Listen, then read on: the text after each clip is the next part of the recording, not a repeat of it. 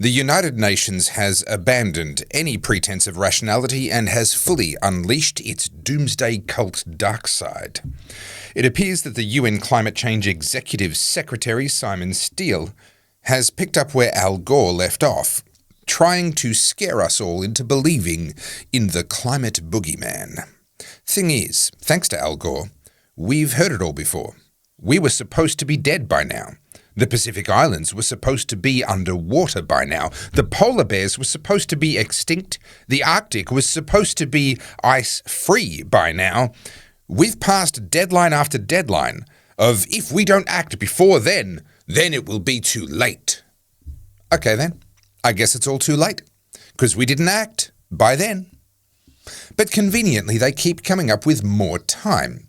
Somehow the deadline wasn't actually the deadline, but this next deadline that we're announcing right now, this one's really super serious. And if we don't act before then, look out. Simon Steele himself has played this game, giving a speech in April last year headlined, 2 years to save the world. Okay, mate. Calm down, because we're already 25 years past the year 2000 deadline that I can remember from my childhood. If we don't act before the year 2000, it'll be too late. So Simon, how about you start explaining to me why they were all wrong, and yet somehow you are right? In the hope that Simon might have had something valuable to say at that 2 years to save the world speech from last year, I actually watched the entire thing, and I'll admit I did learn something new. The transformative potential of bold climate action in tandem with steps to advance gender equality is one of the fastest ways to move away from business as usual. Who knew? Who knew that gender inequality was a key driver of the climate catastrophe? I'll be honest, I had no idea. And that's why we need people like Simon travelling the world and educating us all. He certainly had some alarming things to say in his recent visit to Australia, and we'll get to more on that in just a minute. But first, my name's Topher Field, this is the Topher Project, and I help busy people like you to keep up with the world as it changes around you. I am 100% viewer supported, and I really appreciate each and every one of you who has taken the time to buy me a coffee via the button at topherfield.net. And to those of you who have bought my books, my DVDs, or any of my merch, including, by the way, my new designs from the Oddcast, which are now available. They are bright, they are retro, and they are fun. And they are there alongside my established Topher designs that you know and love. And all of my Topher designs are now also available in a long sleeve tee, not just these short sleeved ones. And all of it's available from goodpeoplebreakbadlaws.com, and I thank you so much for your support.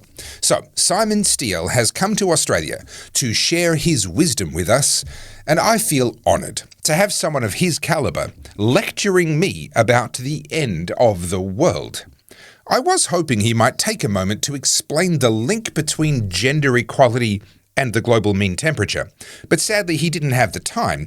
He was busy telling us that pretty soon we'll all be eating a carnivore diet. Well, he didn't put it in quite those words. He said, and I'm going to quote from the Australian who published these quotes, because interestingly, I can't find a full video of Simon's speech anywhere online. There's only short highlights. Now, maybe I've missed it. Maybe it's out there somewhere. Or maybe they didn't put the full video up because he said this, according to the Australian. Mega droughts will make fresh fruit and veg a once-a-year treat. Kind of sounds a bit like Tim Flannery saying that even the rains we have won't be enough to fill our rivers and our dams anymore. Simon, how about we come back to that little prediction when the Arctic is actually ice-free, or when hurricanes actually become more frequent and intense, or when wildfire-burned area actually increases rather than decreasing, or just the damage done and the lives lost to extreme weather goes up instead of down, or hey, maybe when our dams are actually empty, or just something, some evidence of one of the climate cult's past predictions of doom actually coming true. Because right now, I gotta be honest with you, Simon, I don't have a lot of reasons to listen to a single word you say. Too hard? Can't do that? Fine, I'll do you a deal. How about you just explain to me what gender equality has to do with the global mean temperature? Let's just start there. No? Well, Simon actually manages to go one better in the very next sentence. The country could face a $6.8 trillion GDP loss by the year 2050. Wow, that's a big number that's supposed to sound scary. It actually comes from a report by the Investor Group on Climate Change, and as best as I can tell from reading that report, they are talking in Australian dollars. So let's do some quick math to see just how scary a $6.8 trillion GDP loss over the next 25 years will really be for Australia. The Australian GDP in 2024 was 1.76 trillion US dollars, or 2.7 trillion Australian dollars. That's just in that 1 year last year alone. Now, according to the PricewaterhouseCoopers report titled The World in 2050, we can expect the Australian GDP per capita, that's the per person GDP, to grow by about 40% from what it is now by the year 2050. In addition to that, we're going to add about another 10 million people to Australia, according to the Australian Bureau of Statistics, over the same period of time.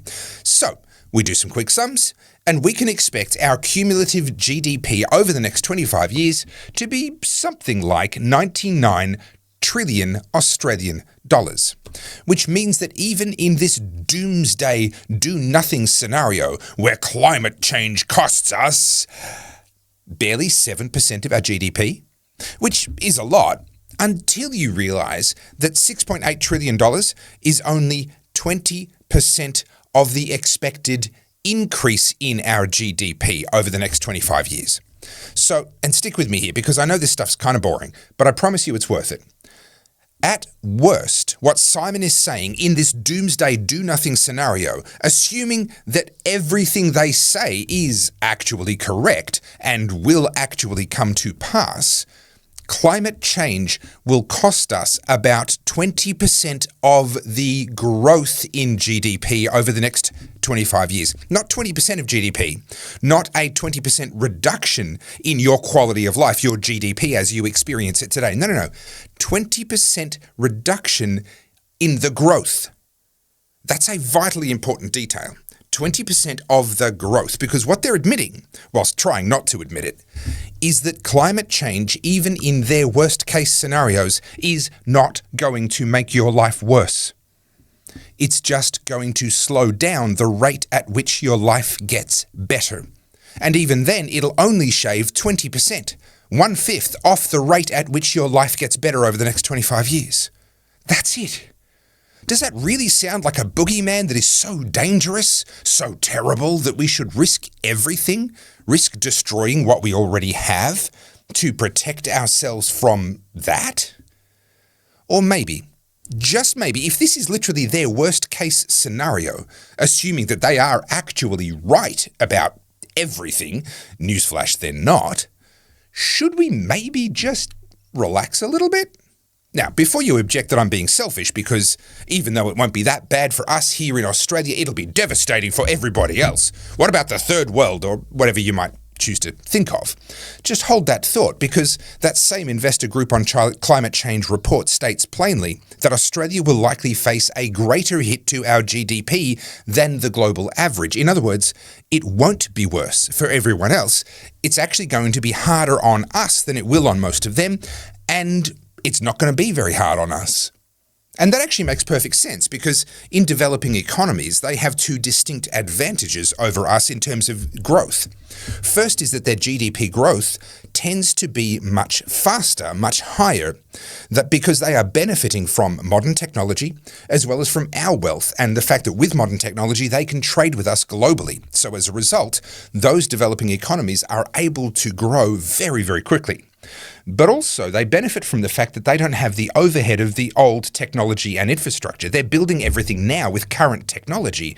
They benefit from what we developed over the last 200 years. They're kind of jumping in, getting 100 years worth of development in 10, 20 years. It's not bad. So even if we take Simon at his word and assume that what he says will actually happen, which is a very generous assumption, by the way, then honestly, what are we worried about? That instead of being 50% richer than we are today, we'll only be 40% richer? Is that really a reason to risk destroying ourselves? If that's the worst case scenario, then I can already tell you with some confidence that the net zero medicine is way, way more destructive than the climate change disease. The UN has become a climate doomsday cult. And even when I give them the benefit of believing them, against my own better judgment, I must say, I just can't make myself be as frightened as what Simon clearly wants me to be. See, in order to believe that we must pursue net zero, that we have to stop exporting fossil fuels and we have to convert the entire Australian economy over to wind and solar power, in order to believe that we have to do that, we have to believe quite a lot of other things first. First, we have to believe that CO2 is a significant driver of the temperature change here on Earth, rather than the other way around, that temperature is a significant driver of the oceans releasing or absorbing of CO2 into the atmosphere. Second, we'd have to believe that man's emissions of CO2 are significant enough to affect the climate change, the climate. Then thirdly, we'd have to believe that there is no natural balancing mechanism that keeps CO2 within reasonably safe boundaries, which that would be a perfectly reasonable thing to assume given that our planet has supported life for a very long time without humans having any real influence on atmospheric CO2 levels before now, so something has been keeping them in check. And then we'd have to believe that the changes to the climate being caused by this man-made CO2 that the Earth is not properly accommodating and keeping in check were actually going to be significant enough to be noticeable and harmful in some meaningful way. And then we would have to believe, and this is the question we've looked at in this video, that the cost of stopping those changes from happening is the better cost, as opposed to the cost of adapting to those changes as they happen. See, even if we accepted the premise, which I don't, that the climate is changing and that we're the ones causing it, it doesn't automatically follow that the changes will be for the worse. It just means that what we've already built may no longer be ideal for the new climate. But given that over a 100-year timescale, almost every building has to get completely renovated, if not demolished and replaced, wouldn't any adaptation to climate, to changes in temperature or to rainfall or to whatever, simply take place organically as our infrastructure, our houses, our roads, etc., all get replaced and replenished and repaired in due course anyway? If the worst case scenario is only a 20% reduction in the increase in our wealth, and quite frankly, I don't believe that even that prediction will come true, then does it make sense to completely disrupt everything we have and everything we've created, risking far worse outcomes if we get it wrong, and we are getting it wrong, in order to try and save ourselves from that? And this is the problem that the UN have. The climate scare just isn't scary enough. And people like Al Gore being wrong over and over and over again has kind of made most of us go, meh.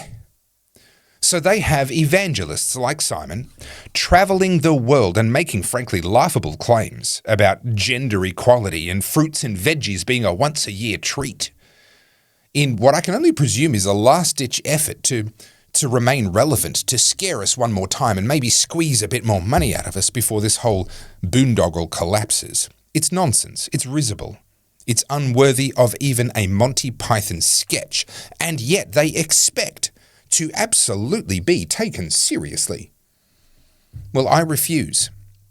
The UN is a doomsday cult complete with priests, prophets, evangelists, and boy are they keen to take up an offering in the form of billions or even trillions of dollars globally being spent to try and placate the anger of the climate god.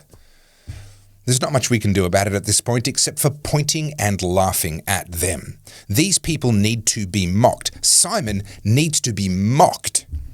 These people should never be allowed to forget their failed predictions. Tim Flannery saying that our dams would never fill again. Never forget that. Nonsense like fruit and veg being a once-a-year treat. Never let him forget that. That stuff needs to be rubbed in their faces for as long as they try and be taken seriously. And it's up to us to make sure that they are the butt of every bad joke that we can think of. because this has gone on long enough. It has cost us more than enough already, and I refuse to be silent when people like Simon Steele are still out there sprouting such nonsense. My name's Topher Field. This is the Topher Project, and I help busy people like you to keep up with the world as it changes around you. I am 100% viewer supported, so please buy me a coffee via the button at topherfield.net and head over to goodpeoplebreakbadlaws.com to have a look at my range of books, DVDs, and a bunch of new merch that just came out this week, including long-sleeve t-shirt versions of all of my popular designs, and the launch of the Oddcast range, filled with colour and fun and inside jokes for those of you who follow my work with Carly on the Oddcast. Anything you buy will be helping us to keep doing what we do, and you'll be helping me to keep the Topher Project going. Thank you as always for watching all the way to the end. I really appreciate it. Please like, comment, subscribe, and as always, think free.